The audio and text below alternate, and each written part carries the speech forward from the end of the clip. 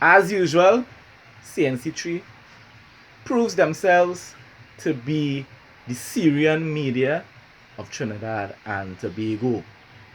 And their journalists are simply slaves to the Syrian 1% masters. They are sympathizing with terrorists like Hamas, who brutally murdered civilians in Israel. They broke down the borders, killed the military officers, and then went into civilian homes and murdered men, women, children, babies. Those are the facts. Do not be deceived by Al Jazeera and the Russian propaganda. There is evidence of babies also being murdered. So, while CNC3 continues to sympathize with these murderers and terrorists, they are demonizing the only democracy in the Middle East, which is the Jewish nation of Israel. They are enemies of democracy. That is the reality. And they're full of anti-Semitism and anti-Zionism. That's the reality. They are reporting up to last night that the Israelis cut electricity power to the northern cities in Gaza and also internet. What they failed to mention in that report is that Israel gave civilians in that region over a week to evacuate to the southern part of Gaza, and also have been asking the Egyptians to open the border to allow these refugees into their territory. But you see, Egypt, for more than one reason I believe, are refusing to do so.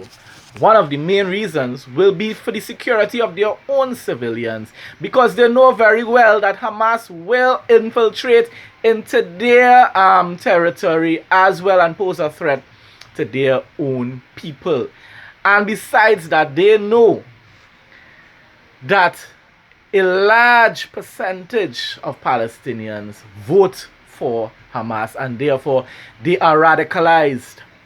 They have been indoctrinated since children into hating Israel, hating democracy. They know that even the civilians pose a threat to Egyptians at this point in time. But you see, CNC3 will not report that, because Israel has to continue being portrayed to Trinidadians as the enemy, as the evil people who are persecuting Palestinians, so that Trinidadians could continue ranting utter nonsense about free Palestine. Palestine, as I keep saying in many different videos, Palestine was never a state. When they tell you to go and learn your history, tell them the actual history contradicts the utter bullshit that they speak about. Because Palestine was never a country, a nation. They never had a government.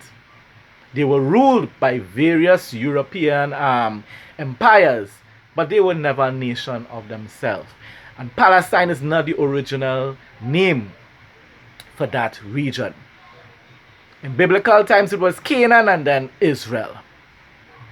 And it's only in AD 135 that the Roman Emperor Hadrian renamed it Palestine. So don't be fooled. But of course, as I said before, CNC3 and all our media in Trinidad and Tobago will not inform citizens of these facts.